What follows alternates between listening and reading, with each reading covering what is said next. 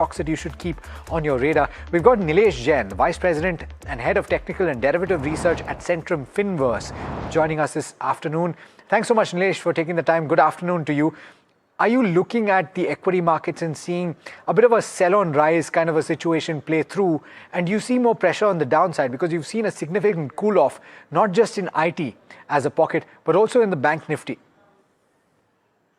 Very good afternoon to you, Alex. Good afternoon, everyone. Absolutely, Alex. So if we look at the overall product structure where we are constantly witnessing selling pressure at the high level, if you see Nifty index specifically, the 50 and 100-day moving average, both are exactly placed at 25,737.40 zone. So that is acting as a strong barrier as of now. Even if you see the momentum indicators and oscillators where we have seen a fresh sell crossover and MACD, that is basically indicating that whatever pullback we might get, that is likely to get sold into. And the only support that I can see on the chart is placed at 25,340. That's the 200-day long-term moving average. If it breaks below that, then the target on the lower side could be somewhere around 25,200 to 25,100. So these are the levels that we might see going forward. Overall, we expect Nifty to oscillate in the broader range of 25,200 to 25,800. That's the broader 600-point trading range. We are not getting any clear indication that will give us some bit of confidence that we'll see that breakout coming in. But as of now, whatever pullback we get, that is likely to get sold into. So the structure looks slightly on a weaker side. Some of those heavyweights as well, leading to that drop that you're seeing at State Bank of India, though there is certain amount of support that is being lent by ICICI Bank in the private banking space. So therefore, in this context, in such a bottom-up approach that is advised at this stage, Nilesh, what stocks stand out? What individual ideas do you have that people can look at? We have a balanced approach as of now because looking at the market volatility, we are witnessing both sides of move. First of all, on the long side, we have a buy recommendation on Lotus Lab. We have seen a very strong momentum recently. Counter has formed a high up and high formation.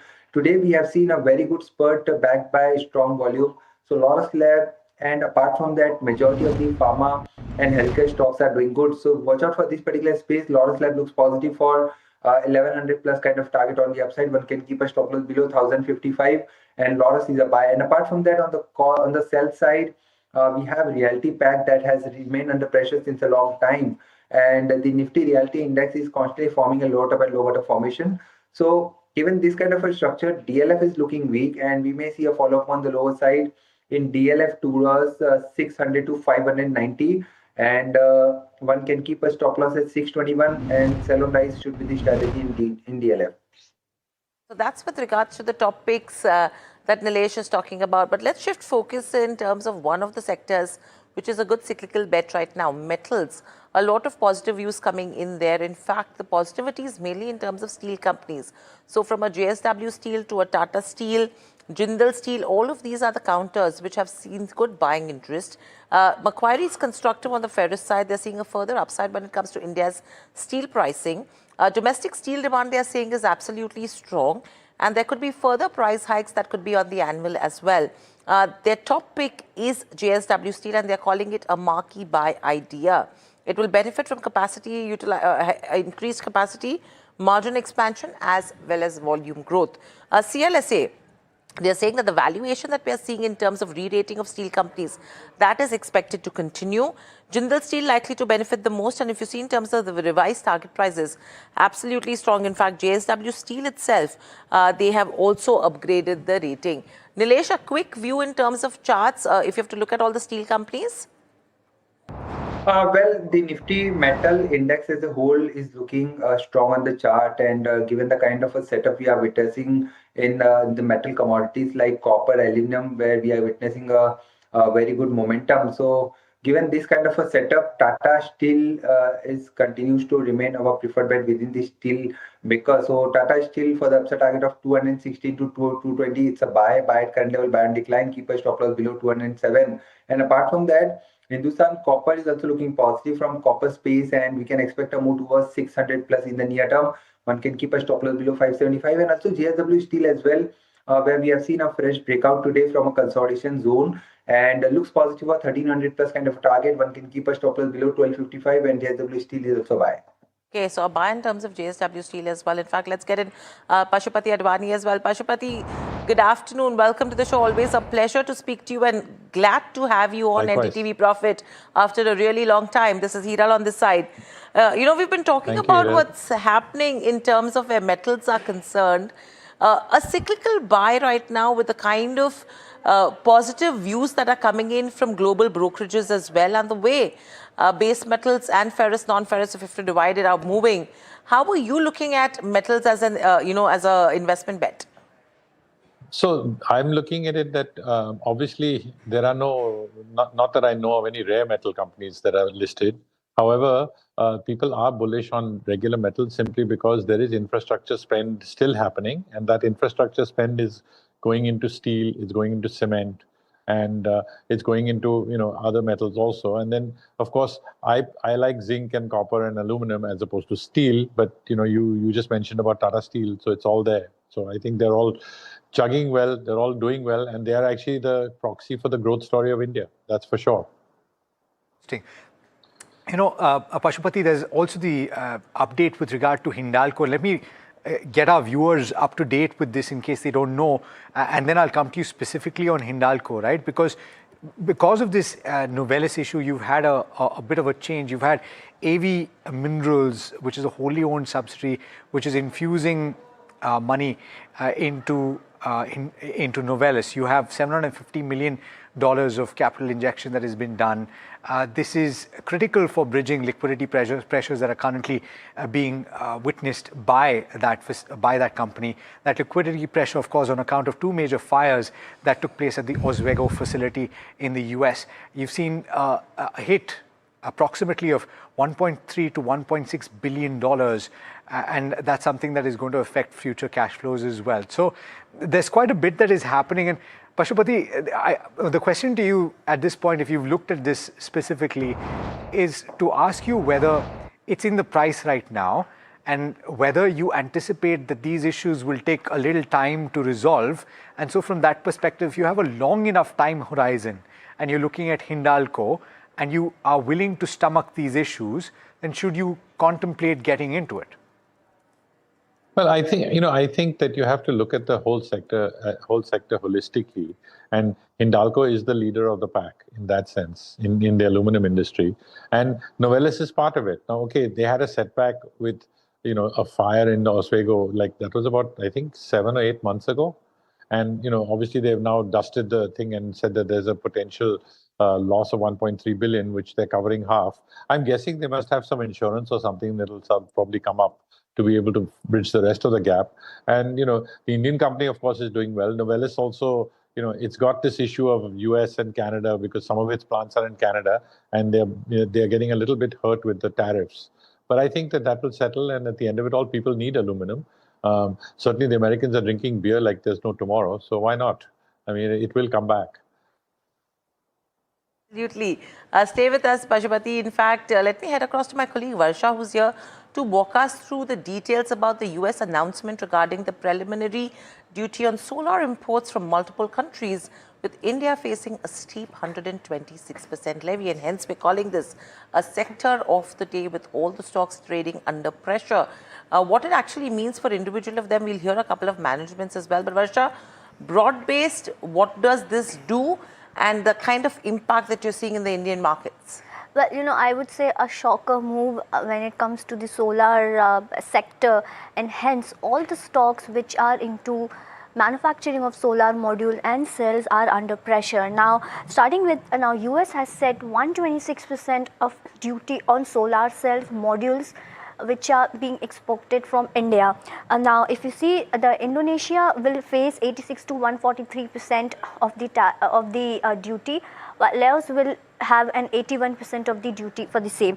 Now, US says that the unfair solar manufacturing subsidies by these countries, including India, has led to this announcement. If I were to talk about, India, Indonesia has supplied 57% of US solar module imports. Now,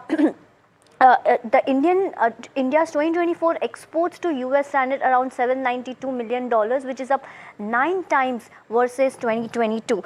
Now, why US is doing this? To protect, of course, the domestic US solar manufacturers, because cheap imports were hurting the local production as per US. Now, onto the legalities, there were the duties. These duties are actually separate from the global tariffs imposed that we are being going through, and despite bilateral trade duties have now been imposed. Now, talking about the impact on Indian exporters, 126% of duty makes US market largely unviable for Indian manufacturers, but final decision is expected by July 6th of 2026. Now, let's see which all the Indian companies will be impacted. Of course, Waaree Energies, because the largest Indian solar module exporter to US.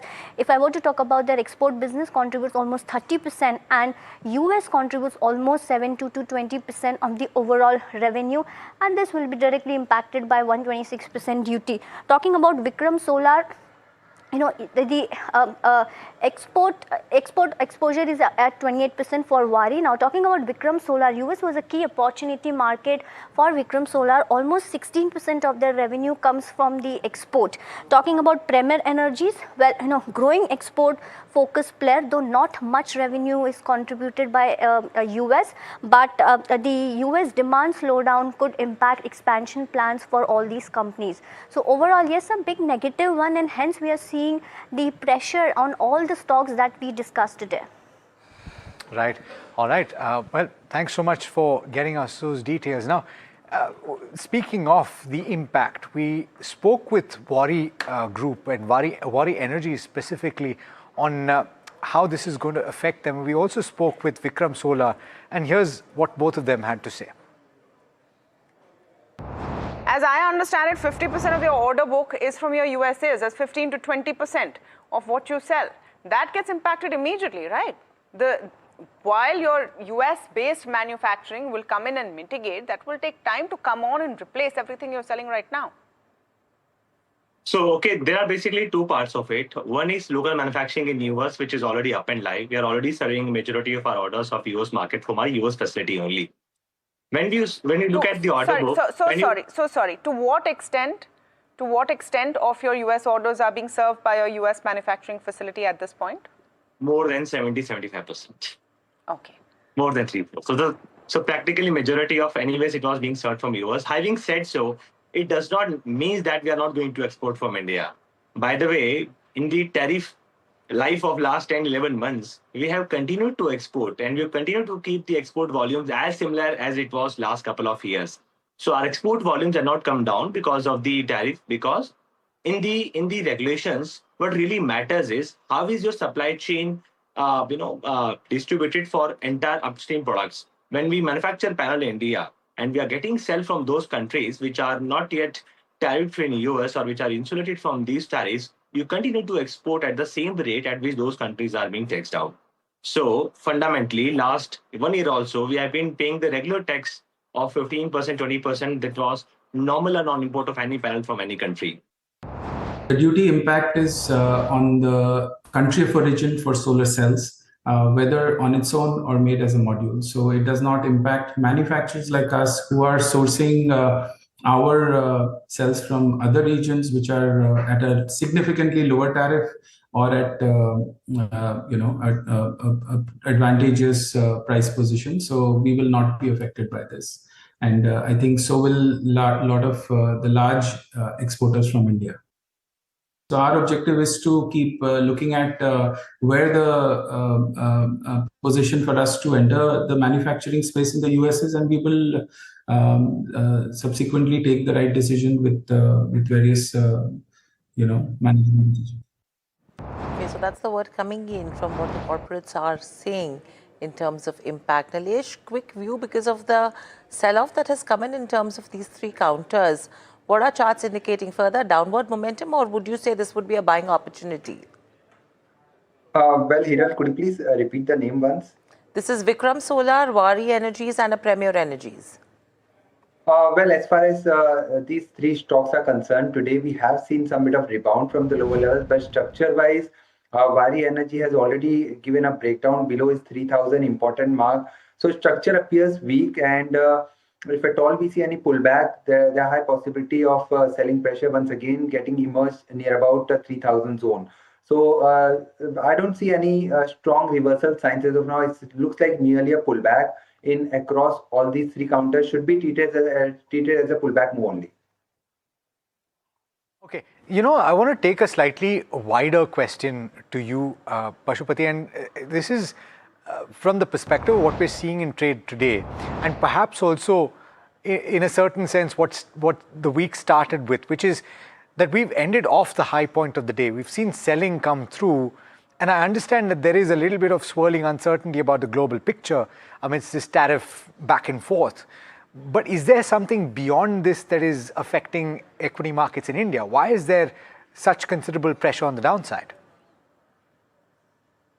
There seems to be a lot of pressure on the downside simply because I believe that there's pressure on the IT stocks, and that is causing some pressure on the index, and that's also pulling down some of the other sectors along with it. The IT stocks, you saw that wonderful press release from Anthropic earlier in the week, and that basically made IBM drop by 33% overnight and lost 30 billion of its market cap. It also made our stocks also get kicked yesterday. They're better today, but they've been kicked yesterday. And it's only a matter of time where the trickle effect comes into the whole index. Today, the index is, after being up, is barely hanging on. It's just marginally in the green. So, there's no, I can't see a big pull to take the market up. But then again, I am looking at sectors which are the old line sectors like metals, like cement, which are chugging along, and the government is continuing to spend. The defense sector is also good, but we don't know where the next amount of defense is going to be spent. But those are the sectors you have to take a shot at, and those are the sectors where you're going to make money, because those are the growth sectors for our country. Yeah, fair point. By the way, Pashupati, I miss reading some of the columns that you used to write on Bridge. Quite interesting strategies that you used to talk about. So it's good to be speaking to you after quite a while. Let's talk about the F&O space and see what trends are emerging. Because some of the trends that you saw indicated that the short positions by foreign institutions had dissipated somewhat. They'd unwound some of that.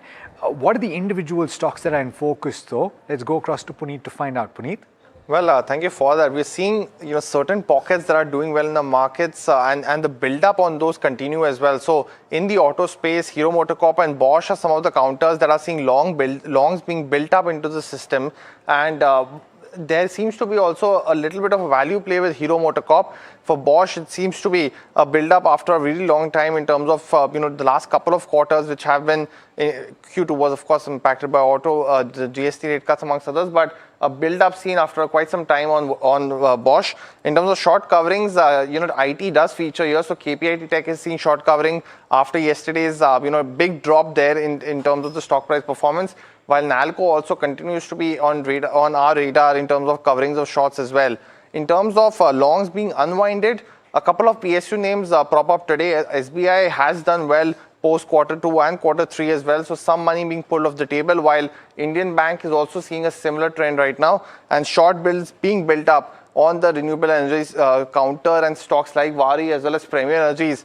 Down and out today, impact seen on the other one stocks like MV as well as on Vikram Solar as well, but largely both these stocks are under pressure today. So these are some of the key counters that are seeing a lot of action both on longs as well as on short side. Continue to keep a track of all of those for today. Got it. All right.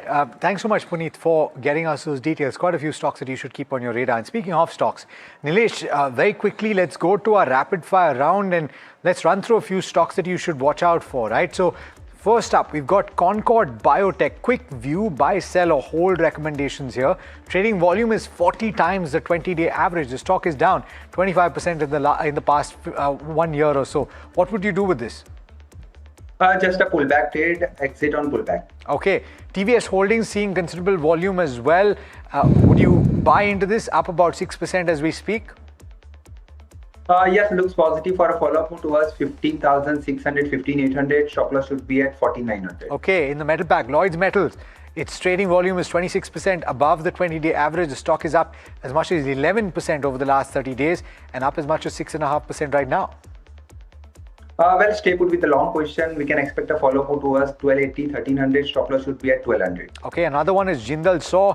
Its trading volume is significantly higher than the 20-day average. The stock is up as much as 6%. Would you buy? Yes, can be bought for a pullback towards 200 plus kind of target, and 180 should be the stop loss. Okay, and finally, Usha Martin. The trading volume is again considerably higher than the 20-day average, and the stock is up about 3.7%. Is there potential for further upside? Yes, absolutely. A good breakout can be seen today. So 440, 460 kind of targets can be seen on the upside. So stop loss can be placed at 405. Okay, so that's with regards to the rapid fire that we have every day on India market flows. But apart from this, the other thing that I want to discuss, we've already spoken about what's happening with the metal space right now with Pashupati. Pashupati, in the kind of market that we are in, a lot of conversations that are ongoing with regards to what's happening with banks. The divide between public sector banks and the private sector banks as well. With the run-up that came in terms of PSU banks, you're seeing some bit of sell-off today. What is your strategy? How are you looking at the financial space? I'm a little bit sort of indifferent towards the banking space simply because I feel that, with IT having been hit, I know that what's going to happen if it hasn't happened already is a massive amount of layoffs. And then the layoffs are going to make, these people, a lot of IT people have got houses and they've got white goods and they've got loans. And, there's lots of bodies in those big IT companies. And if they're out of work, that's going to have some push. Now, the first push will be on the NBFCs and then some of it will push onto the banks. Now, some of the smaller private sector banks will probably get hit first. I think the PSU banks are, probably a little bit later. And then, of course, the larger private sector banks will get affected last. And, so I'm kind of, over the medium term, I'm not very comfortable with the banking sector. That's my personal thought. And I just think it's a question of a trend that's coming. Yeah, it's very interesting.